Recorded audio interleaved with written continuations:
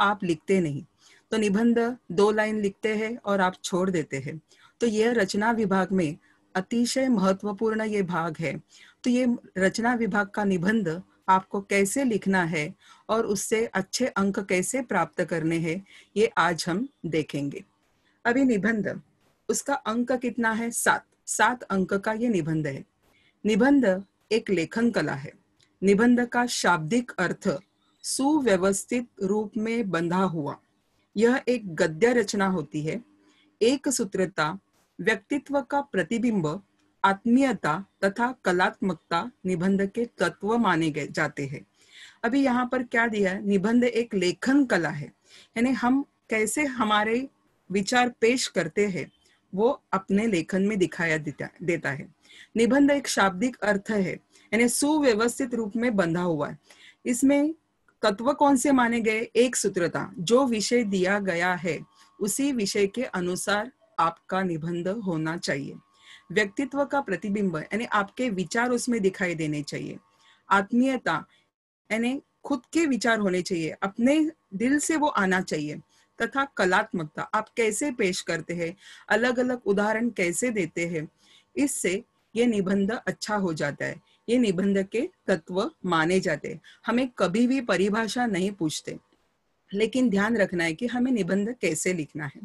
अभी निबंध लेखन, जैसे मैंने कहा, एकदम सिंपल शॉर्ट में कहा जाए तो निबंध का अर्थ है बांधना, किसी विचारों को बांधना, कल्पना को बांधना, अपने जो ख्यालात है उसे बांधना, उसका अर्थ है निबंध। अभी ये निबंध जो है वो कैसे लिखा जाता है, पहले तो ध्यान में रखे 7 अंक है। ये 7 अंक के लिए मुझे कितना लिखना है? तो 7 अंक के लिए आपको 1.5 पेज, यानी 1.5 यानी फुल स्केप पेज, एक पूरा फुल स्केप और एक आधा फुल स्केप। इससे ज्यादा हो तो 1.25 या 2 तक चल सकता है, लेकिन उससे ज्यादा मत लिखो कि मैंने 2-2.5 पेज का लिखा, लेकिन 7 अंक के लिए काफी है। भूमिका और प्रस्तावना, यह निबंध लेखन है। प्रस्तावना, कोई भी विषय हो तो उसके 3 परिच्छेद होते हैं। कहानी हो, पत्र लेखन हो, कोई भी हो, तो वहां पर प्रस्तावना, विषय विवेचन और समापन होता ही है। अभी यहाँ प्रस्तावना में क्या लिखना है? तो प्रस्तावना में जो आपको विषय दिया गया है उसकी शुरुआत करनी है, उसका आपको प्रस्तावना देनी है। तो वो भूमिका, उसका अर्थ क्या है, उस विषय का अर्थ क्या है, वो बताना है। आप अगर सुवचन से या किसी मुहावरे या चुटकुले से भी आप शुरुआत कर सकते हैं। उसका अर्थ लिखना है, उसका महत्व बताना है उस विषय का, उस विषय का प्रभाव क्या है। प्रभाव यानी उस विषय के अंतर्गत अपने ख्यालात क्या है, लोगों के दिल में ख्यालात क्या है, यानी लोग समाज क्या समझता है और मुझे क्या लगता है, यानी उस विषय का प्रभाव होना चाहिए। उस विषय में लाभ भी होना चाहिए, हानियां भी होनी चाहिए, यानी उस विषय के कारण यानी क्या लाभ होते हैं, क्या हानियां, यानी दोनों तरफ से हमें देखना है। उसके उपाय क्या है, मेरे ओर से उपाय क्या है, ये सभी बातें निबंध लेखन में आनी जरूरी है। उपसंहार यानी तीसरा परिच्छेद, जो समापन का कहते हैं, जैसे शुरुआत अच्छी होती है वैसे समापन भी आपको अच्छी तरह से करना है, तो ही वो निबंध अच्छा कहलाता है। ये हो गया, हमने देखा कि निबंध लेखन किस तरह से होना चाहिए और निबंध का अर्थ क्या है। अभी हम देखेंगे कि निबंध के प्रकार। निबंध के प्रकार कुल मिलाकर 5 है। हमें कृति पत्रिका में 3 विषय देते हैं, उनमें से एक चुनना होता है, और तीनों एक ही प्रकार के नहीं होते, अलग अलग प्रकार के होते हैं। इसलिए मुझे 5 प्रकारों में से कौन सा प्रकार अच्छा लगता है उस पर आप ज्यादा ध्यान दीजिए। अभी पहला प्रकार है वर्णनात्मक, दूसरा चरित्रात्मक, तीसरा कल्पनात्मक, चौथा वैचारिक और 5वां आत्मकथा। अब ये वर्णनात्मक है, इसमें वर्णन का जरूरी है। वर्णन यानी क्या? वो वर्णन करते समय हमारे आंखों के सामने चित्र आना चाहिए, यानी कोई भी हो, मेरी गांव की सैर ऐसी हो तो अपना गांव जो है उसके बारे में बताना है, तो लोगों के सामने वो गांव खड़ा रहना चाहिए। तो ये वर्णनात्मक हो गया। चरित्रात्मक, चरित्रात्मक का अर्थ क्या है? किसी व्यक्ति का चरित्र, फिर उसका चरित्र कैसा है, वो दिखने में कैसा है, उसका स्वभाव कैसा है। यानी दिखने में कैसा है उसका मतलब क्या? उसकी यानी वो बौना है, ऊंचा है, कद कैसा है, उसका रंग कैसा है, यानी बाल वगैरह, यानी किसी की ऐसी विशेषता होती है, देखने पर ही मन में छा जाते हैं, तो वो चरित्र है। लेखक हो, नेता हो, कोई भी हो, खिलाड़ी हो, वो चरित्रात्मक होते हैं। या अपने घर के परिवार के भी लोग हो सकते हैं, मेरी माँ, मेरे दादाजी, मेरे पिताजी, ऐसे चरित्रात्मक भी हो सकते हैं। मेरा प्रिय लेखक, ये चरित्रात्मक निबंध के अंतर्गत आता है। कल्पनात्मक, कल्पना इस नाम से ही हमें पहचान में आता है कि कल्पना यानी हमारे मन में जो विचार आते हैं, जो हम कर नहीं सकते, सपने देखते हैं, कि कल्पना करते हैं। कभी कहते हैं कि हम सपनों में ऐसे करेंगे, वैसे करेंगे। ऐसे जो होती है कल्पना हमारे मन के, जो वास्तव में साकार नहीं हो सकती, लेकिन हम कल्पना में जी सकते हैं। अगर मुझे पंख होते, ऐसे निबंध आता है, तो ये कल्पनात्मक है। वास्तव में मुझे पर नहीं होते हैं, लेकिन मैं ऐसे कल्पना करता हूँ कि पर होते तो क्या होता, पंछी कैसे उड़ते आसमान में, वैसे मैं भी उड़ता। ये जो है ये कल्पनात्मक है। अगर मैं मुख्यमंत्री होता, तो मुख्यमंत्री की बातें जो है, जो कौन सी मुझे अच्छी लगती है, मैं क्या कर सकता था, जो मुझे अच्छी नहीं लगती, उसके अंतर्गत मैं क्या काम करता था, ऐसे अलग अलग कल्पना लेकर कल्पनात्मक निबंध लिखते हैं। वैचारिक, वैचारिक निबंध में अपने मन के विचार आते हैं। ये देखना कि विचार जो है, कि अगर मोबाइल, आजकल सबके पास मोबाइल है, इस मोबाइल से लाभ और हानि क्या होती है, ये विचार है। टेलीविजन है, या फिर और सिनेमा वगैरह जो है, उसके हमारे परिणाम क्या होते हैं, लाभ भी कहना है, हानि भी कहनी है, और विचार भी लिखने हैं कि किस तरह से अच्छा है। ये वैचारिक है। आत्मकथा, पूरे निबंध प्रकार में आत्मकथा सबसे महत्वपूर्ण मानी जाती है। आत्म यानी मैं खुद, तो मेरी कथा लिखनी, भले वो वस्तु हो, जगह हो या व्यक्ति हो, उसमें हम खुद है ये समझकर आत्मकथा लिखनी है। इस तरह से निबंध के 5 प्रकार है। वो पांचों प्रकार में से आपको कौन सा अच्छा लगता है, उस पर ज्यादा से ज्यादा आप पढ़ाई करें। यानी दो, यानी 3 में से 2 कोई भी एक लिखना है, आप 2 प्रकार अच्छी तरह से करके लिखिए, यानी उसमें आ सकता है। और वर्णनात्मक है तो हम वर्णन तो करते हैं। इस तरह से हमने निबंध के प्रकार देखे, उसके बारे में ज्यादा जानकारी देखेंगे। वर्णनात्मक निबंध, इसके अंतर्गत वस्तु, व्यक्ति, जगह का वर्णन विस्तार पूर्वक किया जाता है। उदाहरणार्थ, ऐतिहासिक स्थल की सैर, नदी किनारे 2 घंटे, मेरा गांव आदि।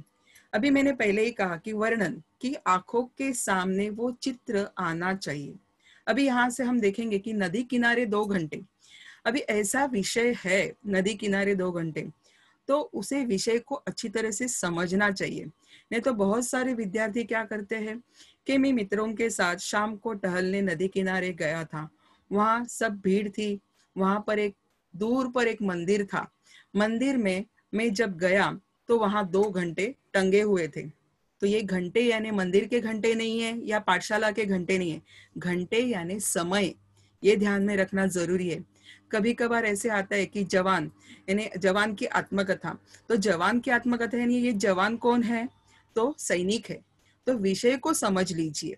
तो ये 2 घंटे जो है नदी किनारे, तो कैसे बिताए, वहां का वर्णन करना चाहिए। नदी किनारे यानी आसपास का यानी निसर्ग कैसा है, फिर वहां कितने लोग, कैसे क्या, यानी जो कुछ है वहां का वर्णन करना है। कुछ घटना घटी है क्या, वो 2 घंटे आपके कैसे बीते, ये वर्णन होना आवश्यक है।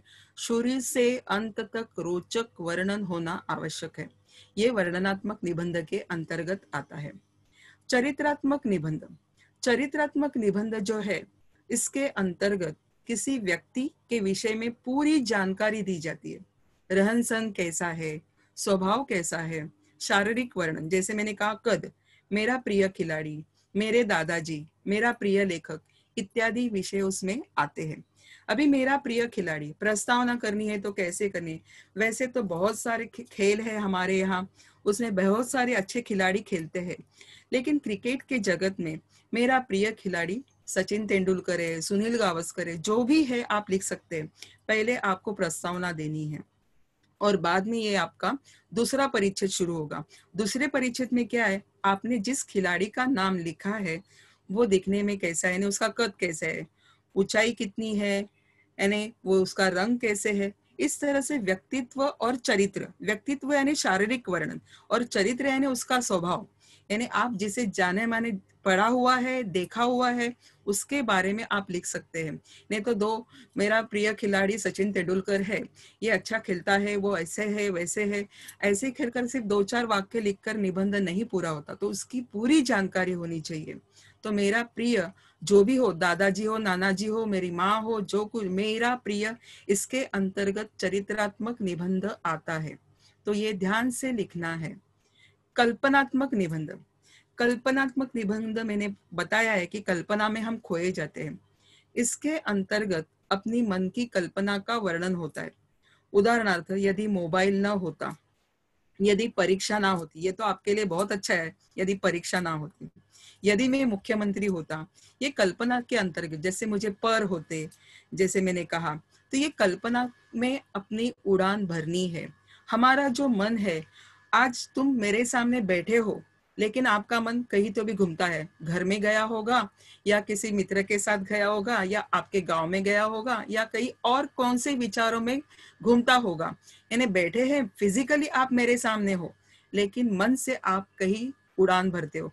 उसके लिए कोई भी पासपोर्ट नहीं लगता, या कोई भी परमिशन नहीं लगती। जैसे मुझे पर होते तो मैं कहीं भी उड़ान कर सकता था। यानी उसके लिए मुझे टिकट लेने की जरूरत नहीं, इस स्टेशन से उस स्टेशन, इस देश से उस देश में जा सकता हूँ। ये हमारी कल्पना है।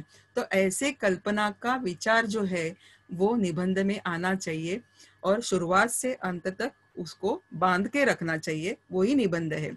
चौथा है वैचारिक निबंध। विषय से संबंधित विचारों के पक्ष विपक्ष को और जरूरी विचारों की संपन्नता जितनी अधिक है, उतना वैचारिक निबंध अच्छी तरह से लिखा जाता है। अभी यहाँ वैचारिक निबंध के अंतर्गत विज्ञान के चमत्कार है, बेटी बचाओ बेटी पढ़ाओ, ऐसे है। अभी विज्ञान के चमत्कार ये निबंध लिखते समय हमें क्या करना है? तो विज्ञान, विज्ञान का अर्थ क्या है, उसकी परिभाषा पहले बतानी है। परिभाषा बताने पर विज्ञान यानी जो प्रयोग के द्वारा हम सिद्ध कर सकते हैं, उसे विज्ञान कहा जाता है। विज्ञान के साथ साथ शास्त्र का भी नाम लेते हैं। शास्त्र और विज्ञान दोनों ऐसे देखा जाए तो सरीखा है, लेकिन शास्त्र सिद्ध नहीं करता। हम कहते हैं कि हमारे शास्त्रों में ऐसे कहा है, लेकिन हम सिद्ध कर नहीं पाते, विज्ञान सिद्ध करता है। तो उसकी परिभाषा लिखनी है। अभी विज्ञान के चमत्कार मेरा वैचारिक निबंध है, तो मुझे कैसे लिखना है? विज्ञान के बारे में मैंने परिभाषा दी। विज्ञान जो है वो किस तरह से मानव जीवन में उपयोगी है। जैसे हम शुरुआत से सुबह से उठते हैं, उठने के बाद अभी जल्दी उठे तो पहले क्या करेंगे? बिजली जलाएंगे, बटन ऑन करेंगे। यहाँ से शुरुआत होती है विज्ञान से। यानी सुबह से लेकर नल खोलेंगे, पानी है हमारे घर तक आया है, ये भी विज्ञान है। हम किचन में देखेंगे तो मिक्सर है, फ्रिज है, जो जो साधन है जो हमारी उपयोगिता में है वो विज्ञान के है। यानी दिन भर जो हम काम करते हैं, मोबाइल हमारे हाथ में है, ये भी विज्ञान की देन है। यानी चमत्कार कैसे है, यानी हर छोटी छोटी बात को लेकर आप देख सकते हैं कि विज्ञान उसमें भरा पूरा है। हम रात को सोने जाते हैं, बिजली बंद कर देते हैं, हमें पंखा लगता है, गर्मी होती है, एसी लगता है, ये क्या है? विज्ञान के चमत्कार। यानी जब से हम जागते हैं, सोते हैं, तब से लेकर हमारे जीवन में विज्ञान है। उस विज्ञान का उपयोग हमें कैसे करना है, ये भी बात बताने। उसके उपयोग क्या है, लाभ और हानि, और आपके विचार क्या है, ये वैचारिक निबंध में आना जरूरी है।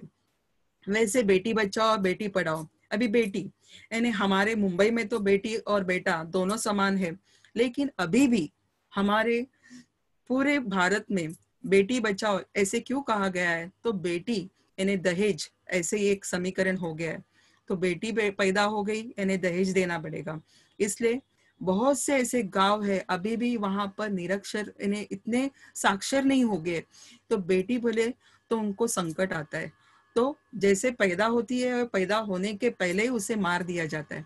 इसलिए बेटी बचाओ बेटी पढ़ाओ, उनको अपने पैर पे खड़ा करो, और कहीं भी भविष्य में कोई समस्या आ गई तो वो पढ़ने के कारण, अच्छे कुछ सिखाने का कारण वो अपने पैर पर खड़ी रह सकती है।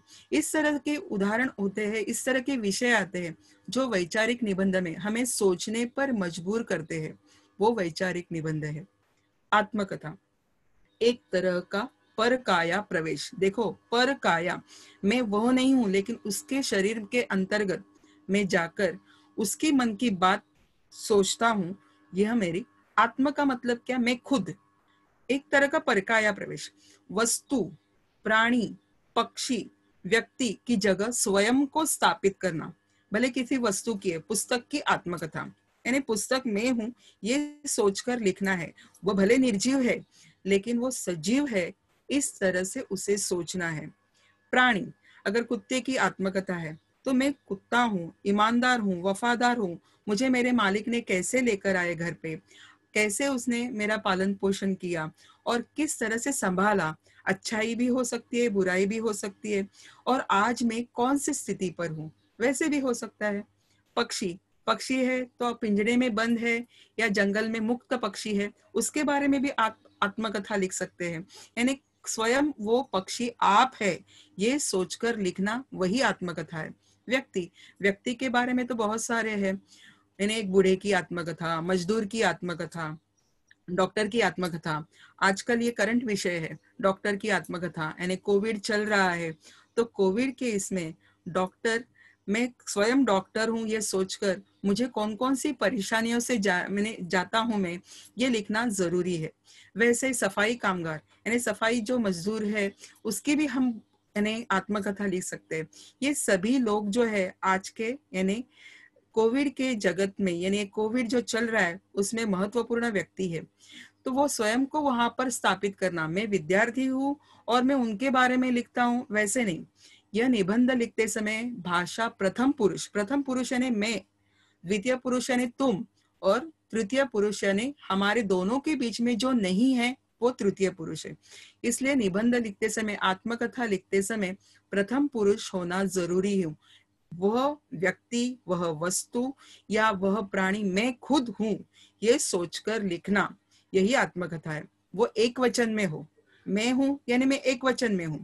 उदाहरणार्थ, फूल की आत्मकथा, मैं किसान बोल रहा हूँ, फटी पुस्तक की आत्मकथा, ऐसे विषय यहाँ पर आते हैं। और एक ध्यान में रखना, आपके सामने यानी निबंध के विषय कौन सा आएगा, निबंध की किताब में कौन सी लूं, कौन से किताब में से मैं निबंध, यानी देख कर लिखना बहुत गलत है। आपके विचार वहां पर आने चाहिए। जितने कक्षा में विद्यार्थी है, अभी आपकी 10वीं कक्षा है, 9वीं कक्षा है, उसमें जितने बच्चे हैं, जितने विद्यार्थी, उनके ख्यालात अलग अलग होंगे। 40 बच्चे हैं, 50 बच्चे, तो 50 ख्यालात होंगे। तो वैसे तरह से निबंध अलग अलग होगा। यानी मैंने उसकी कॉपी ली और उससे मैंने निबंध लिया, ऐसे नहीं करना है, तो आपको मार्क कम मिल जाते हैं।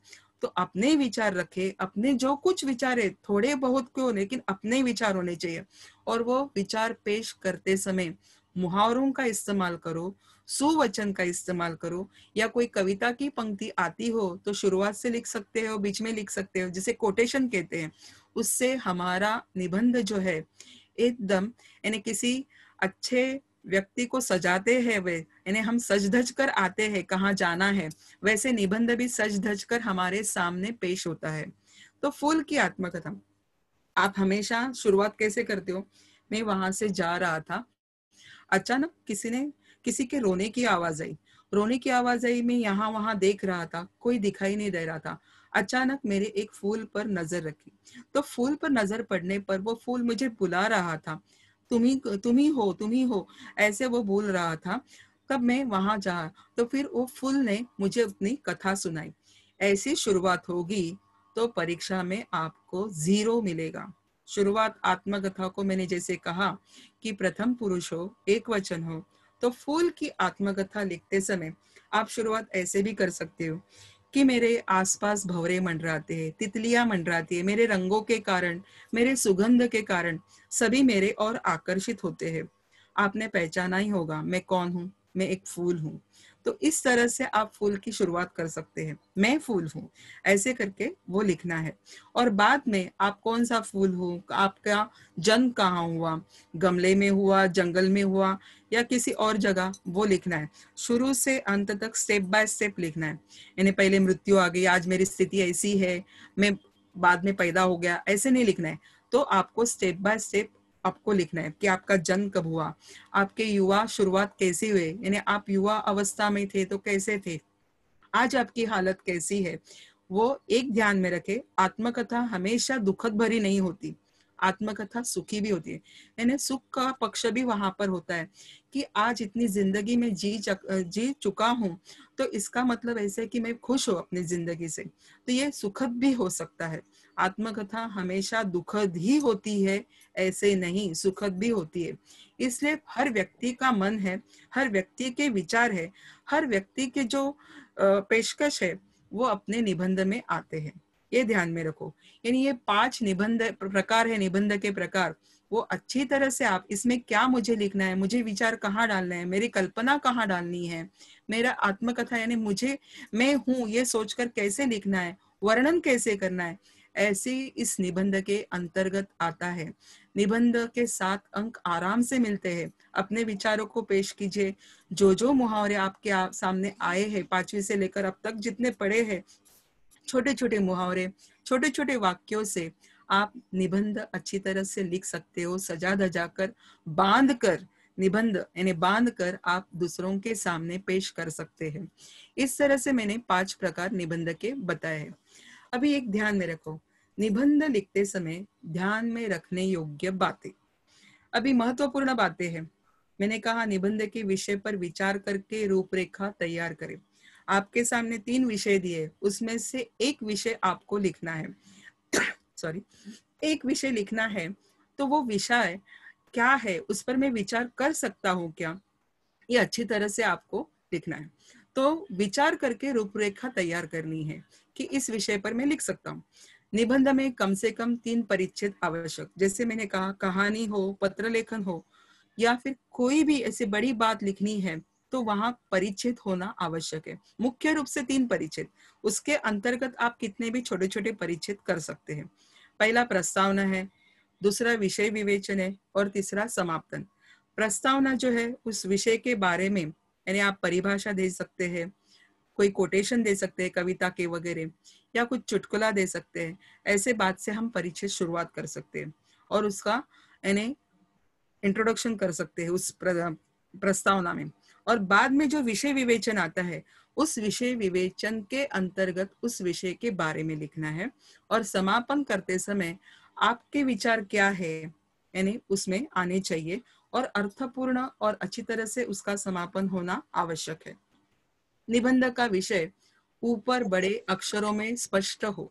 अभी ऊपर बड़े अक्षरों में स्पष्ट हो, जैसे अंग्रेजी में कैपिटल होता है, वैसे हिंदी में भी कैपिटल होता है। आपके हिंदी में कैपिटल कब से हो गया, तो जैसे अंग्रेजी में कैपिटल और स्मॉल लेटर होता है, वैसे हिंदी, मराठी, इसमें भी आप कैपिटल हो सकते हैं, कैपिटल लेटर है।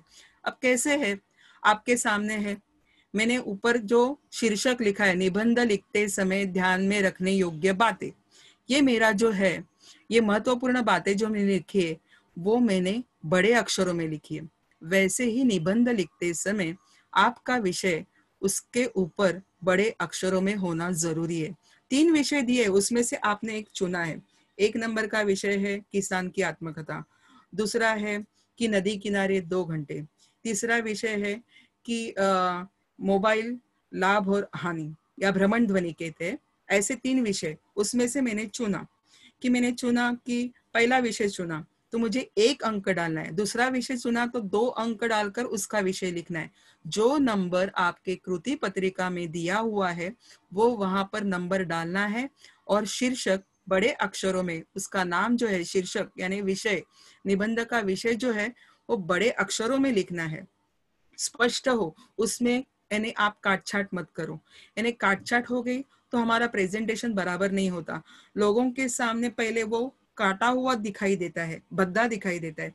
इसलिए हमारा कोई भी यानी पेपर लिखते समय, कृति पत्रिका यानी उत्तर पत्रिका लिखते समय, हमारा पेपर साफ सुथरा हो, जिसमें काटछाट ना हो, मात्राओं की गलती ना हो। यानी देखने वालों को पहले ही देखकर हाँ स्पष्ट है, स्वच्छ है, ये देखकर उसका मन खुश हो जाता है, तो उसका भी परिणाम होता है, ये भी देख लीजिए। तो निबंध का विषय ऊपर बड़े अक्षरों में स्पष्ट हो, प्रारंभ आकर्षक हो, किसी कविता की पंक्ति, कोई छोटी कहानी या चुटकुला देकर आप कर सकते हैं। चुटकुला का मतलब क्या है कि छोटा सा एक कॉमेडी, ऐसे कुछ ऐसे मजेदार बात हो उस विषय में, आप उसे देकर शुरुआत कर सकते हैं। मध्य भाग में निबंध के विषय का विचार स्पष्ट हो, पक्ष विपक्ष रखे। पक्ष विपक्ष का अर्थ क्या है, यानी उसके लाभ और हानि ये दोनों लिखना आवश्यक है। विषय से विषयांतर ना हो। आप विषय लिखते हैं फूल की आत्मकथा, लेकिन पेड़ पर जा पहुंचे, वैसे नहीं होना चाहिए। फूल तो फूल के बारे में ही लिखना जरूरी है, यानी उससे संबंधित बात हो तो बात अलग है, लेकिन मुख्य प्रथम पुरुष क्या होना चाहिए, फूल ही होना चाहिए। अंत आकर्षक तथा सार्थक विचार तक ले जाने वाला हो। जैसी शुरुआत अच्छी है वैसे अंत भी अच्छा होना चाहिए, यानी हमारे विचार वहां पर स्पष्ट होना जरूरी है। निबंध के अंतर्गत मुहावरे, कहावतें, सुवचन का प्रयोग हो, उससे हमारी भाषा साहित्यिक भाषा लगती है। जो हम लिखते हैं, हमारी हिंदी भाषा नहीं है, हमारी हिंदी सेकंड थर्ड लैंग्वेज ये है। ये सेकंड थर्ड लैंग्वेज होने के कारण यानी हमें दिक्कत आती है कभी कभी लिखते समय। हमारी ज्यादा मराठी है तो मराठी कभी कभी शब्द आते हैं, तो उसे हमें अच्छी तरह से पढ़ना चाहिए, यानी पढ़कर हम अच्छी तरह से उस पर प्रभाव दे सकते हैं। छोटे छोटे वाक्य हो, कहावतें गए हैं, हमें मुहावरे गए हैं। जो मुहावरे है, कहावतें है, सुवचन है, इसका प्रयोग करने से हमारी भाषा साहित्यिक होती है, और साहित्यिक होने से सामने वाला जो जांचने वाला होता है या पढ़ने वाला होता है उस पर भी असर छा जाता है। तो निबंध इन्हें सुशोभित करने के लिए मुहावरे, कहावतें, सुवचन इसका प्रयोग करना आवश्यक है। मात्राओं के और ध्यान दें, ये सबसे महत्वपूर्ण। मात्राएं यानी क्या, जैसे मराठी में रस्व दीर्घ होता है वैसे हिंदी में भी रस्व दीर्घ, जैसे पहली वाली और दूसरी वाली, पहली मात्रा यानी रस्व, दूसरी मात्रा यानी दीर्घ। तो आपके सामने अभी निबंध का सिर्फ विषय है, तो विषय भी बराबर लिखना चाहिए। आप जो बातें लिख रहे हो, आपके विचार लिख रहे हो, आपके वाक्य जो है वो भी अच्छी तरह से हो। अच्छी तरह से यानी कि पूरे कृति पत्रिका में अलग अलग शब्द है, जो शब्द यानी रस्व दीर्घ ये भी ध्यान देना आवश्यक है, तो उसके भी मार्क है। तो हमें 7 अंक करने के लिए 3 परिच्छेद आवश्यक है। शीर्षक अच्छी तरह से लिखना है, सुवचन, कहावत, मुहावरे यानी सब एक साथ मार्क देते हैं, एक साथ अंक देते हैं। यानी ये परिच्छेद के लिए 2 अंक, ये परिच्छेद के लिए नहीं। यानी आपने निबंध कैसे लिखा है, आपके विचार क्या है, आपकी भाषा कैसी है, आपने बराबर लिखा है कि नहीं, जितने शब्दों में कहा है उतने शब्द के अंतर्गत आप आ गए हैं क्या नहीं, और अलग अलग छोटे छोटे जो उदाहरण दिए हैं वो उदाहरण उस विषय से संबंधित है या नहीं, यह सब बातें देखी जाती है। आपने इतना 2 पेज लिखा, 3 पेज लिखा, वो मायने नहीं रखता, आपके विचार मायने रखते हैं। भले वो 1.5 पेज भी हो 7 मार्क के लिए, 1 पेज भी लिखा लेकिन उसमें विचार पूरे आ गए हैं, तो वो आपको अच्छे अंक देते हैं। ये ध्यान में रखो। अभी आपके सामने यानी एक निबंध मैंने दिया हुआ है, कुर्सी की आत्मकथा। तो ये कुर्सी की आत्मकथा है, कैसे लिखा जाता है, एक उदाहरण पेश किया है। आप आराम से बैठ सकते हैं, आपको बैठकर राहत मिलती है, ऐसी मेरी खासियत है। आप पहचाने गए होंगे मैं कौन बोल रहा हूँ, तो मैं कुर्सी हूँ। मेरा जन्म एक बढ़ई के घर हुआ। बढ़ई यानी कौन, जो लकड़े का काम करता है वही। उसने अलग अलग तरह की कुर्सियां यानी मेरे भाई बहन बनाए थे, पर मेरे सेठ से जिसने मुझे खरीदा उसे मैं ही पसंद आई। मुझे लाया गया घर पर, तब मेरा इन्हें ऐसा रोब था और किसी का नहीं होता। मेरी सजावट भी बढ़ई ने खूब की थी कि लोगों की नजर मुझसे हटती नहीं। मुझे संसद भवन में, जहां से पूरे भारत का व्यवहार चलता है, वहां स्थापित किया। स्वतंत्रता के बाद कितने अध्यक्ष, कितनी पार्टियां मैंने देखी। मुझ पर जो बैठता था उसका अधिकार पूरे सांसदों पर चलता था। उसकी ही यही बात सभी सुना करते हैं, आप उसे स्पीकर कहते हो। देश के प्रधानमंत्री तथा अन्य सदस्य आदि मुझे सम्मान देते थे। आज सम्मान स्वतंत्रता प्राप्त कर करीब 70 साल बीते, मेरी हालत भी कमजोर हुई। शारीरिक तौर से मुझे बूढ़ापन आ गया। बढ़ई ने मुझे अच्छी लकड़ी से बनाकर सजाया था, इसलिए इतने साल में टिक पाई। पर अब नए नए सत्ता पक्ष आने लगे, उन्हें इन सभी चीजों में सुधार आवश्यक लगने लगा तो मुझे मेरी जगह से हटाकर भंडार घर में रख दिया। मेरे जगह मेरी तरह ही एक कुर्सी रखी गई। मैंने भी आनंद के साथ अपने हालात पर काबू पाया, यानी दुखी नहीं हो गई मैं, क्योंकि वहां यही जग है और यही जग की रीति है। मैं खुश हूँ। अब मैं, यानी क्योंकि मैंने ये सुनहरे पल जी रहे थे मेरे लिए, लोगों की नोकझोंक, झगड़ा सभी मैंने अनुभव किया था। ये पल मेरे लिए आज भी मेरे आंखों के सामने जीवित हो उठते हैं और मैं भूतकाल में जाकर अपना वर्तमान जी रही हूँ। यही मेरी कथा है। यह कुर्सी जिसके लिए लोग लालायित हो उठते हैं, ये कुर्सी की आत्मकथा, यानी एक निर्जीव है लेकिन मैं कुर्सी हूँ, ये सोचकर लिखना एक उदाहरण आपके सामने दिया। वैसे ही दूसरा उदाहरण, केरी मेरी अविस्मरणीय यात्रा। मुझे यात्रा करना बेहद पसंद है। छुट्टियों में हम कहीं ना कहीं परिवार के साथ जाते हैं। ऐसे ही एक बार गर्मियों की छुट्टी में हम नैनीताल गए थे। नैनीताल जाते समय तो यात्रा अच्छी तरह बीती। वहां से हम रानीखेत, कौसानी की ओर गए। कौसानी को तो भारत का स्विट्जरलैंड कहा जाता है। वहां के होटलों में कहीं पर भी पंखे नहीं है। ओढ़ने के लिए इतने मोटे ब्लैंकेट थे कि उनका बोझ संभल पाना मुश्किल हो रहा था। कौसानी में कवि सुमित्रानंद पंत का घर है। कौसानी की कोसी नदी ने, वहां के टेढ़े मेढ़े रास्तों ने मन को मोह लिया। अभी मन को मोह लिया, ये मुहावरा आ गया। देखो, सूरज तो सवेरे 5 बजे ही उदित होता है। वह सूर्योदय का नजारा कोई भी जिंदगी में नहीं भूल सकता। यहाँ सूरज उगता है और उसकी किरणों का प्रतिबिंब सामने के शिखरों पर पड़ने से किरणें फिर से परावर्तित होती है। यही शाम में भी देखने मिलता है, पर आसमान साफ हो तो। वहां से हम डलहौसी गए, फिर दिल्ली की ओर बढ़े। दिल्ली से मुंबई जाने वाली गाड़ियां रद्द की गई थी।